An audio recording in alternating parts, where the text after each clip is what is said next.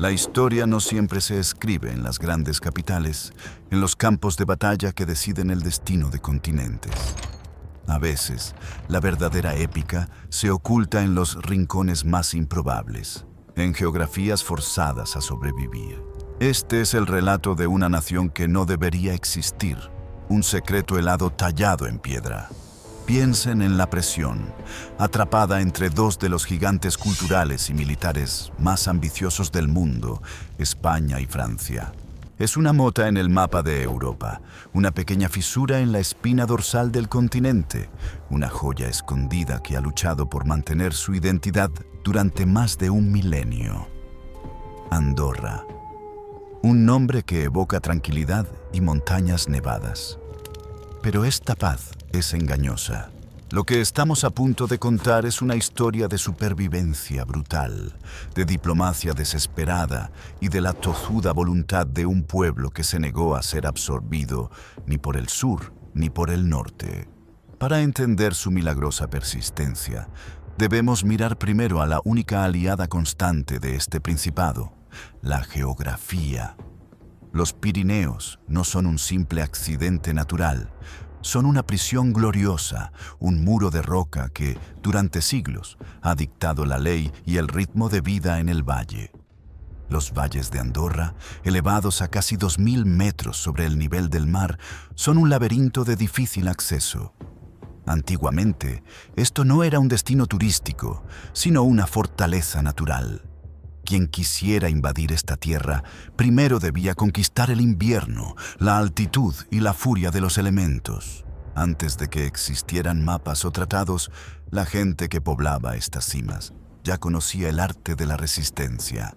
Eran tribus aisladas, posiblemente relacionadas con los vascones o los íberos, hombres y mujeres, que vivían en los límites de la civilización conocida, forjando su existencia en la roca viva.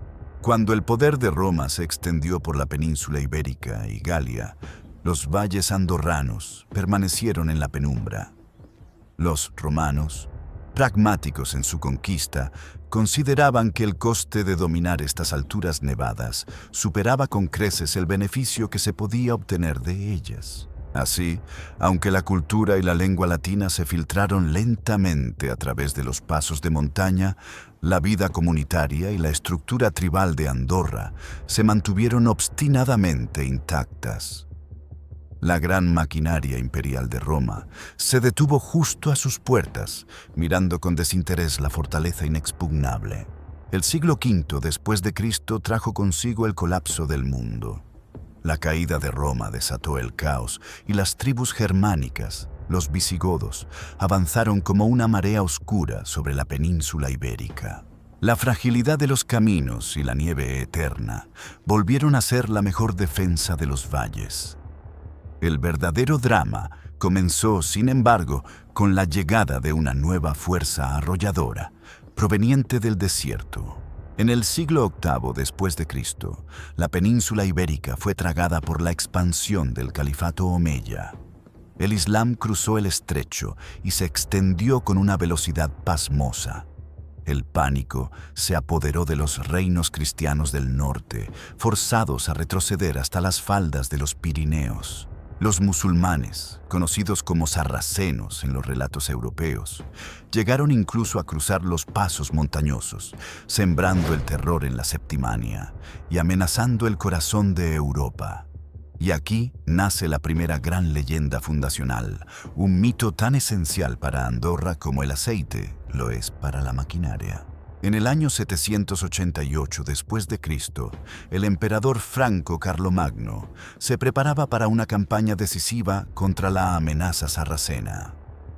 Fuera este relato completamente cierto o una simplificación conveniente de la historia, lo que importa es el resultado.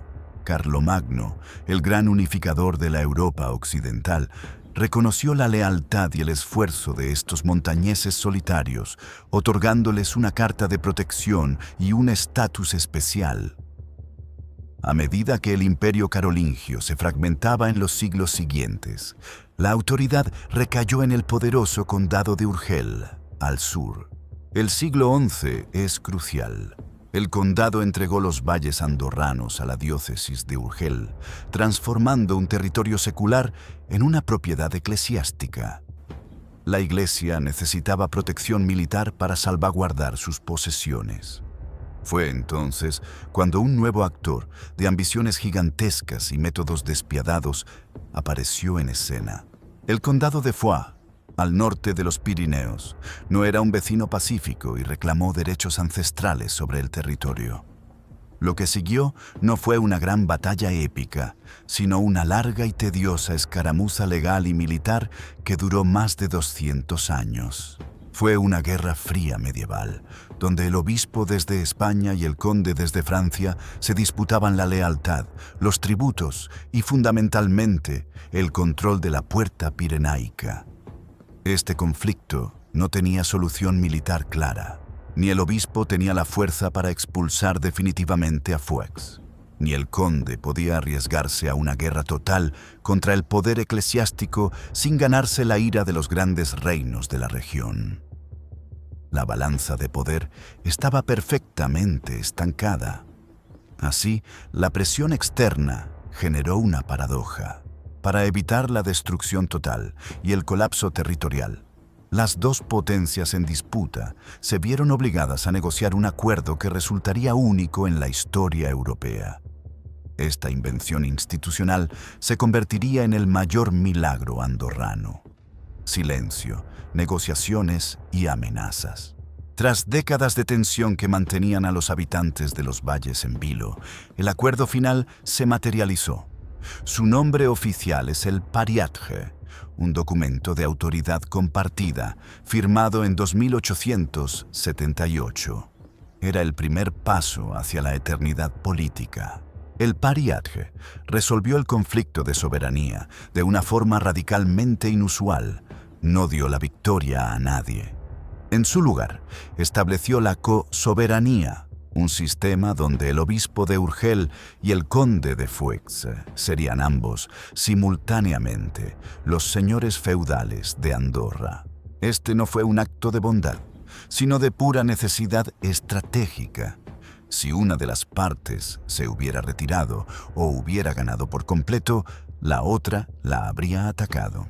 Al compartir el poder, se garantizaba que ambos tuvieran un interés vital en defender la independencia de Andorra frente a terceros invasores.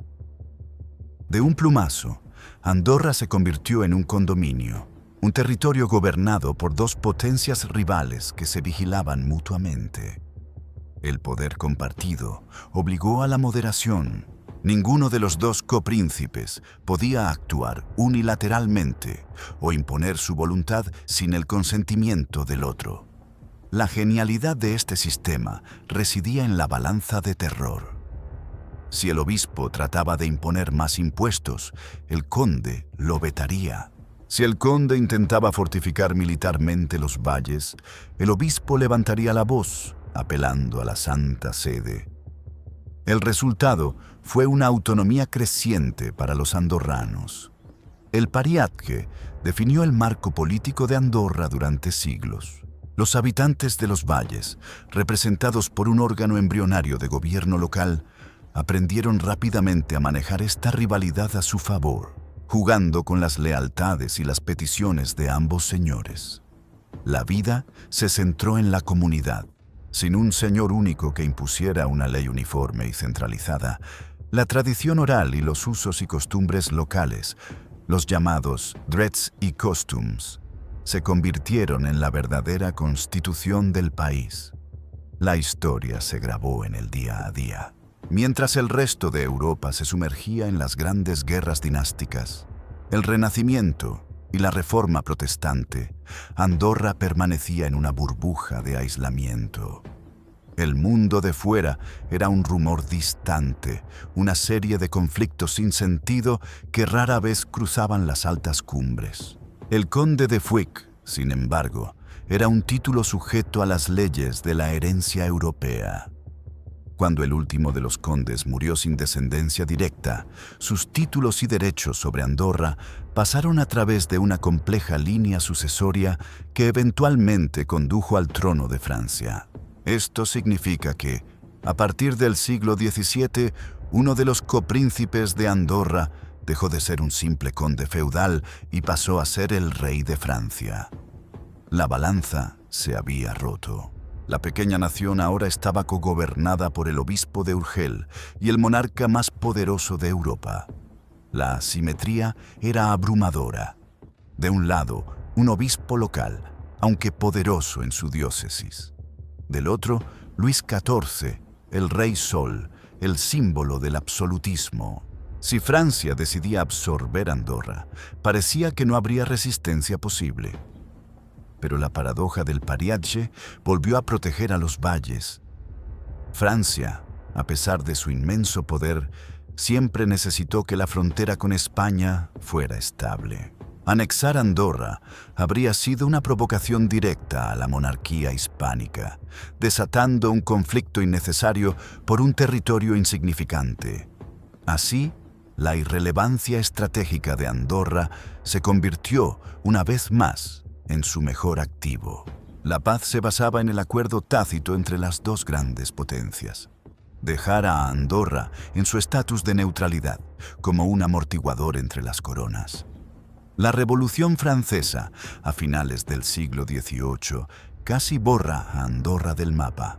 Los revolucionarios, fervorosos en su rechazo a todo vestigio feudal, vieron en el pariatge un símbolo de la opresión del antiguo régimen y abolieron unilateralmente el título de copríncipe.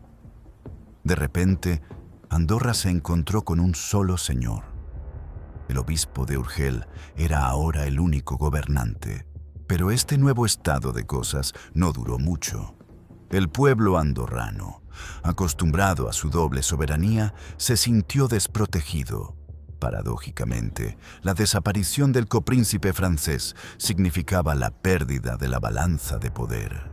Ahora solo quedaba la sombra de España, proyectada por el obispado, y el miedo era que esa influencia se volviera dominante, erosionando la autonomía histórica de los valles. En una muestra de increíble astucia política, en el año 1806, los propios andorranos, a través de una delegación, pidieron a Napoleón Bonaparte que restaurara la cosoberanía francesa. Rogaron al nuevo emperador que volviera a ser su señor. Napoleón, reconociendo el valor simbólico de ese pequeño estado y, quizás, el punto estratégico de los Pirineos, aceptó. Restauró la figura del copríncipe francés y desde ese momento el título ha sido ejercido por el jefe de Estado de Francia, ya sea rey, emperador o presidente. Este acto selló el destino moderno de Andorra, atándola inextricablemente a la política de París y Madrid. Pero el mundo estaba cambiando. El siglo XIX y principios del XX traerían revoluciones industriales, democracias y la modernidad que Andorra, por su aislamiento, no estaba lista para manejar. El siglo XIX fue un periodo de letargo y de profunda autarquía para Andorra. Mientras Europa se transformaba con trenes y telégrafos, los valles permanecían anclados en una economía de subsistencia. La única riqueza era el contrabando, un negocio ancestral. Los andorranos, maestros en el manejo de los caminos pirenaicos, perfeccionaron el arte de mover mercancías grabadas de un lado a otro de la frontera, burlando tanto a la aduana española como a la francesa. Era una práctica peligrosa, pero vital para la supervivencia económica local. Sin embargo, el aislamiento tenía un precio muy alto. La estructura política andorrana, basada en las costumbres medievales y el poder de las familias más antiguas y ricas, se había osificado. No había democracia moderna, ni derechos políticos amplios para el grueso de la población. El órgano de gobierno, el Consejo General, estaba dominado por una oligarquía de propietarios de tierras. El derecho a voto estaba severamente limitado, excluyendo a la mayoría de los hombres y a todas las mujeres. Este sistema arcaico era una bomba de tiempo social. La frustración entre los jóvenes y los ciudadanos menos privilegiados crecía con cada década que pasaba, observando cómo los países vecinos evolucionaban hacia formas de gobierno más representativas. La modernidad golpeaba a la puerta y el Consejo General se negaba a abrirla. El año 1933 se convirtió en el punto de inflexión, el momento en que la tensión acumulada explotó en una crisis constitucional que puso a prueba la paciencia de los copríncipes. Fue una revolución silenciosa, pero dramática. La chispa fue la exigencia de sufragio universal masculino. Un grupo de jóvenes activistas, conocidos como los Jóvenes de Andorra, se organizó para desafiar el poder de la oligarquía y forzar la apertura del sistema político. La presión fue implacable. El Consejo General, temeroso de perder su control ancestral, se negó categóricamente a ceder el poder. El estancamiento fue total y la crisis política amenazaba con desestabilizar el frágil equilibrio de la cosoberanía que había durado siglos. Fue entonces cuando los copríncipes intervinieron, pero de forma divergente. El obispo, más conservador, se mostró reticente al cambio. El representante francés, por entonces el presidente Albert Lebrun, no estaba dispuesto a tolerar una anarquía medieval en pleno siglo XX.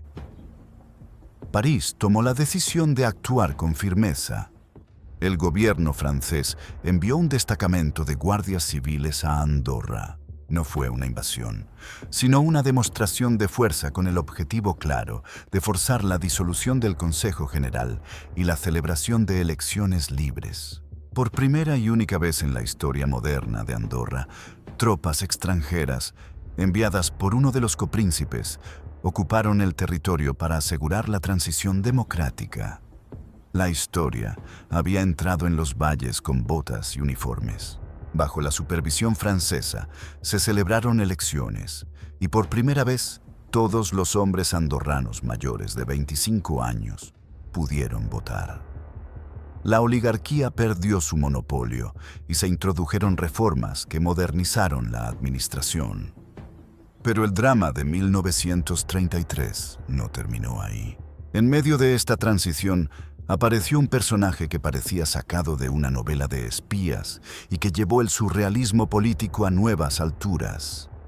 Boris Skosirev, un excéntrico aventurero ruso, un autoproclamado conde que apareció en los valles afirmando tener derechos sobre el trono de Andorra y proponiendo un golpe de estado monárquico.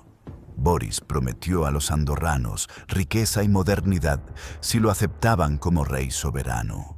Su plan era audaz: transformar el principado en un paraíso fiscal y de juego, atrayendo inversiones que pusieran fin al aislamiento económico. Sorprendentemente, el Consejo General, harto de la intromisión de los copríncipes y fascinado por las promesas de prosperidad, le otorgó un mandato provisional y le permitió declararse rey de Andorra. Su reinado fue breve, durando apenas 2 semanas. El obispo de Urgel, indignado por la audacia de este impostor y viendo amenazado su poder histórico, actuó con rapidez. Pidió ayuda a la Guardia Civil española. En un giro digno de la ópera, Boris fue arrestado, expulsado del país y encarcelado en España. La aventura terminó con la restauración de la cosoberanía tradicional, pero dejó una herida abierta sobre la vulnerabilidad de Andorra. La aventura del rey Boris, por ridícula que parezca, subrayó la desesperación económica de Andorra y su necesidad urgente de salir del aislamiento feudal. El mundo estaba al borde de la Segunda Guerra Mundial y los Pirineos estaban a punto de convertirse en una línea de fuego fría. La Segunda Guerra Mundial fue la prueba definitiva de la neutralidad andorrana. Atrapada entre la Francia ocupada por los nazis al norte y la España dictatorial de Franco al sur, la presión para elegir un bando era inmensa. Andorra se declaró formalmente neutral, pero esa neutralidad fue precaria y profundamente compleja. Los valles se convirtieron en un laberinto de corredores de escape y rutas de inteligencia, un punto vital en el mapa secreto de la resistencia. El Principado se transformó en un paso clave en la ruta de escape de miles de personas. Judíos, pilotos aliados derribados, refugiados políticos y miembros de la resistencia francesa eran guiados por experimentados contrabandistas andorranos, cruzando los pasos de montaña. Los guías, auténticos héroes, sin uniforme, se jugaban la vida enfrentando patrullas nazis en el norte y la vigilancia de la policía franquista en el sur. Andorra, a pesar de su tamaño, se convirtió en un faro de esperanza para muchos que huían de la tiranía. Pero la neutralidad exigía un alto grado de compromiso con la duplicidad. El contrabando de tabaco, una de las bases de la economía, siguió siendo vital, pero ahora el producto más buscado no era el tabaco, sino la información. Agentes de inteligencia de todos los bandos cruzaban constantemente los valles. Los andorranos tuvieron que aprender a guardar secretos, a no hacer preguntas, a mirar hacia otro lado y a cobrar sus servicios a cualquiera que pudiera pagarlos. Lo más sorprendente es que Andorra logró sortear la guerra sin ser invadida. Su irrelevancia militar y su utilidad como zona gris de contrabando y tránsito de personas para ambos lados la mantuvo fuera del objetivo directo de las grandes potencias. Mientras la guerra devastaba Europa, Andorra se mantuvo como una reliquia medieval en un conflicto moderno. Pero al terminar la guerra, el aislamiento ya no era una opción. El mundo, herido, buscaba reconstruirse y el comercio global se aceleró. A partir de los años 50, Andorra comenzó su gran transformación económica. El Principado entendió que su única ventaja competitiva era su singularidad fiscal, es decir, la ausencia de impuestos directos y aranceles bajos. Esto marcó el inicio de la era dorada del contrabando legal. Turistas de Francia y España acudían en masa a comprar tabaco, alcohol y perfumes a precios incomparablemente bajos. La carretera principal se convirtió en una vena vital de dinero. El paisaje urbano se transformó. Las viejas masías de piedra dieron paso a modernos centros comerciales y complejos hoteleros. La población creció rápidamente, atrayendo a miles de inmigrantes, principalmente españoles y portugueses, para trabajar en el sector servicios.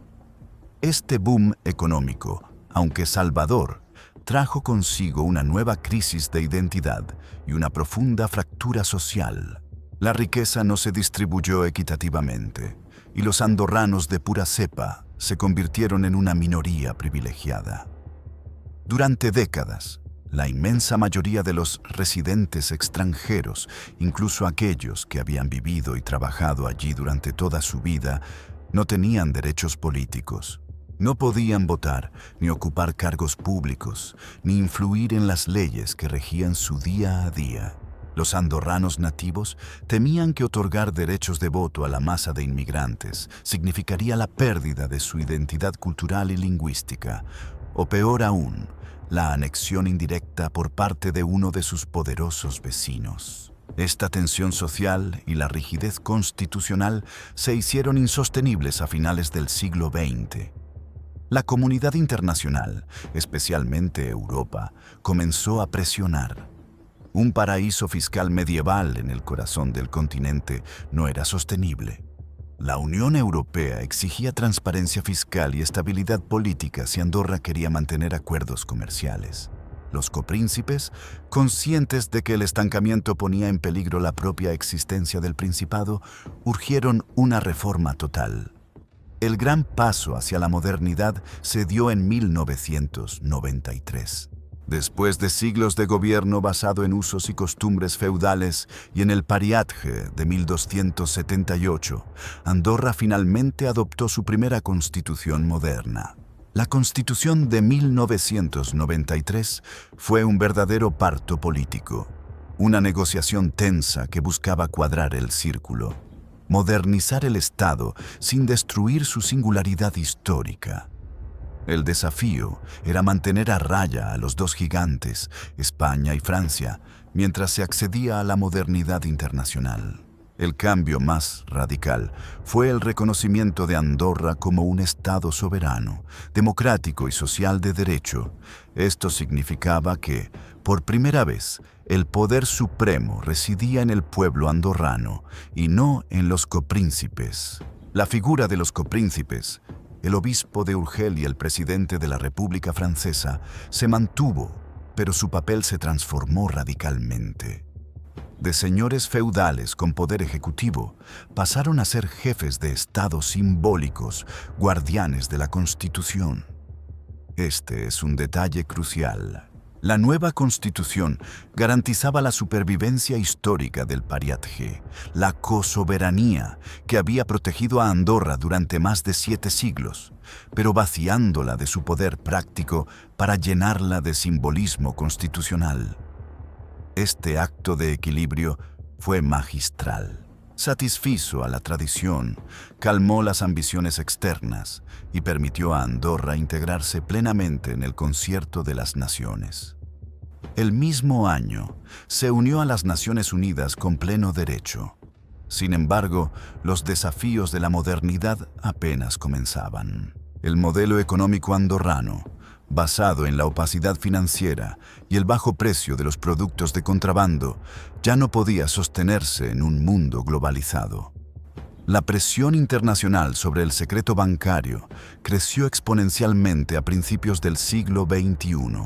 Andorra era calificada como un paraíso fiscal, un término que, aunque atractivo para algunos, era un veneno para la reputación diplomática. Los países de la Organización para la Cooperación y el Desarrollo Económicos, junto con la Unión Europea, exigieron que Andorra firmara acuerdos de intercambio automático de información fiscal. El tiempo de la oscuridad financiera había terminado. El gobierno andorrano se encontró en una encrucijada existencial. Resistirse a la transparencia significaba ser aislado, sancionado y colocado en listas negras internacionales, lo que colapsaría el sistema bancario. Ceder significaba redefinir por completo la economía. La decisión fue valiente y dolorosa. Andorra se comprometió a abandonar el secreto bancario y a homologar sus estructuras financieras a los estándares europeos.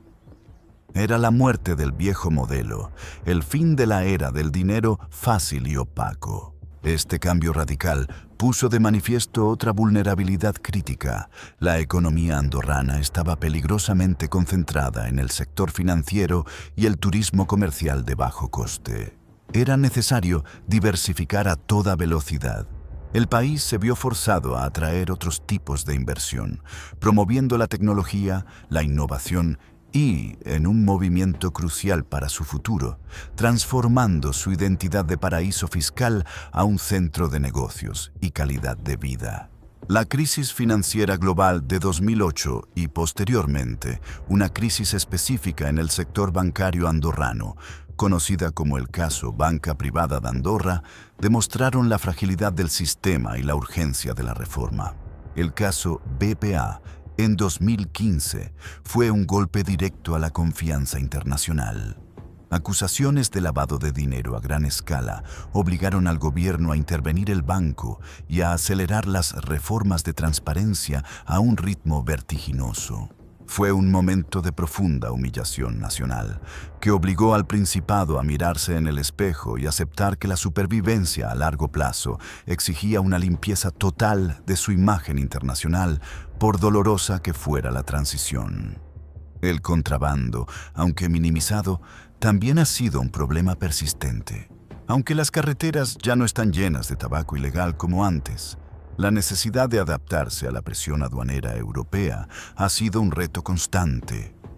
La historia de Andorra en el siglo XXI es la historia de una desintoxicación económica, dejando atrás los vicios que la hicieron rica en el pasado, para construir una nueva identidad basada en el deporte, la naturaleza y la tecnología. El desafío actual de Andorra es forjar un nuevo mito de sí misma. Dejar de ser vista como un reducto fiscal es la prioridad número uno, y para ello han invertido en lo único que nunca podrán replicar: sus montañas y su aire puro. La nueva identidad se construye alrededor del turismo de élite y el deporte invernal. Los Pirineos, que antes eran un muro, son ahora su activo más preciado. Las estaciones de esquí de Grand Valira y Valnor se han convertido en motores económicos. No obstante, el turismo trae consigo nuevas presiones. La masificación, la especulación inmobiliaria y el impacto ambiental amenazan el mismo paisaje prístino que atrae a los visitantes. Andorra debe encontrar un equilibrio sostenible entre la explotación y la conservación. En el ámbito de la tecnología, el gobierno ha impulsado agresivamente políticas para atraer talento y empresas innovadoras. El objetivo es que la infraestructura de telecomunicaciones de alta velocidad compita con cualquier gran capital europea. Curiosamente, el aislamiento geográfico se ha transformado en un factor de atracción en la era digital. La promesa de una vida tranquila, bajos impuestos y una conectividad de primer nivel atrae a nómadas digitales y, más polémicamente, a influyentes de redes sociales. La llegada masiva de estos nuevos residentes, con su riqueza repentina y su estilo de vida cosmopolita, ha generado tensión con la población local, especialmente entre los jóvenes andorranos que luchan por encontrar vivienda a precios asequibles. El aumento del coste de la vida y el influjo de capital extranjero han creado un debate apasionado sobre quién tiene derecho a la prosperidad de Andorra. El sueño de la estabilidad se choca con la realidad de la gentrificación y la desigualdad. Además, el viejo problema de la ciudadanía y los derechos políticos sigue siendo un foco de fricción. Aunque la Constitución de 1993 liberalizó el acceso, sigue siendo uno de los procesos de naturalización más estrictos de Europa. Muchos residentes que han pasado décadas en el Principado todavía luchan por obtener la ciudadanía, manteniéndose como contribuyentes de pleno derecho, pero sin voz política. El debate sobre la inclusión plena sigue pendiente de una solución definitiva. El desafío político más importante de la actualidad es la negociación de un acuerdo de asociación con la Unión Europea. Este acuerdo, que se negocia desde hace años, promete acceso al mercado interior europeo a cambio de una armonización legislativa y aduanera. Para Andorra, esto es un juego de alto riesgo. El acceso al mercado europeo es vital, pero la armonización podría erosionar su soberanía legislativa, su autonomía fiscal y potencialmente la misma base de su atractivo económico. La negociación con Bruselas es la versión moderna del pariatge, el eterno acto de equilibrio entre la necesidad de independencia y la presión de los vecinos gigantes. El miedo es perder la capacidad de maniobra que los ha salvado durante siglos. Cualquier acuerdo con la Unión Europea deberá ser validado por el pueblo andorrano mediante referéndum. Es una decisión que marcará el futuro de la nación, determinando si seguirán siendo una excepción o se convertirán en un satélite administrativo de Europa. La pandemia de 2020 puso a prueba la resiliencia del modelo sanitario y económico de Andorra. Con un sistema de salud pequeño pero eficiente, el país logró gestionar la crisis, pero el cierre de fronteras afectó brutalmente al turismo. La gestión de la crisis sanitaria fue un recordatorio de la necesidad de autosuficiencia y de la fragilidad que supone depender casi exclusivamente del movimiento transfronterizo de personas. La vulnerabilidad geográfica sigue siendo una constante. La resistencia cultural de Andorra es un testimonio de su feroz voluntad de existir.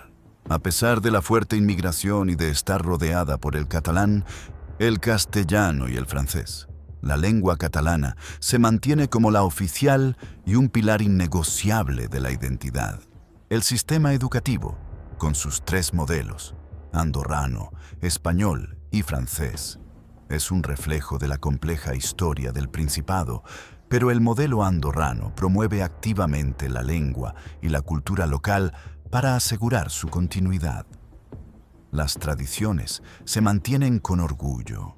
La Casa de Laval, la antigua sede del Consejo General y símbolo de la democracia feudal, se erige como un monumento a la longevidad institucional. Los actos oficiales siguen rindiendo homenaje al pariatge.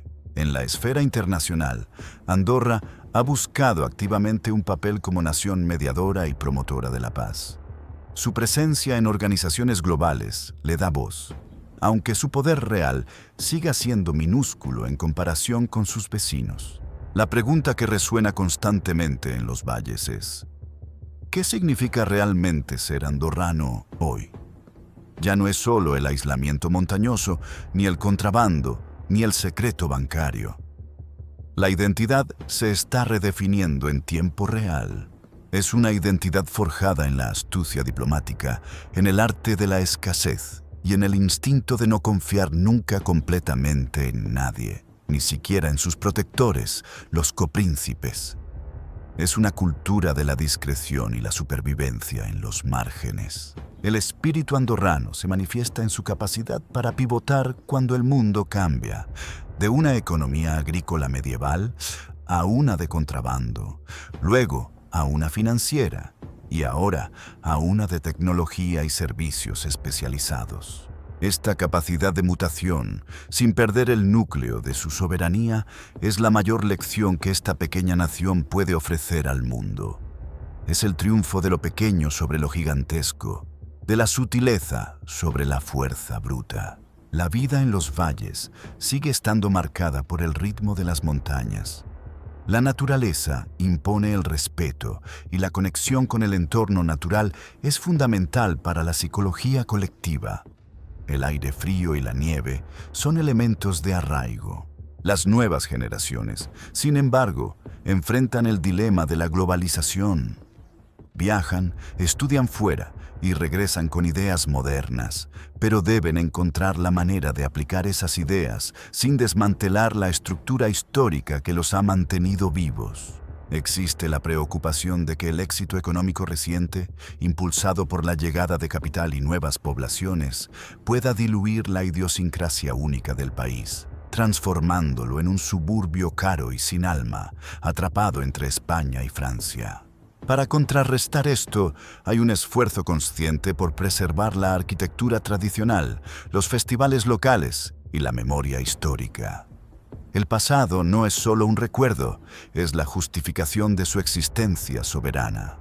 La historia de Andorra es una lección de geopolítica involuntaria. Su supervivencia no se debe a su fuerza militar, que es nula, sino a su habilidad para aprovechar las tensiones de los demás, convirtiendo la debilidad en un escudo inquebrantable. La pequeña nación ha demostrado que el poder no reside únicamente en el tamaño de los ejércitos o las economías, sino en la invención institucional y en la tenacidad de un pueblo que se aferra a un valle. Andorra se dirige hacia el futuro con una mezcla de optimismo y una cautela profundamente arraigada. La gran amenaza no es ya una invasión militar, sino una absorción lenta y burocrática por parte de estructuras supranacionales. El acuerdo de asociación con la Unión Europea sigue siendo el sismógrafo de su destino.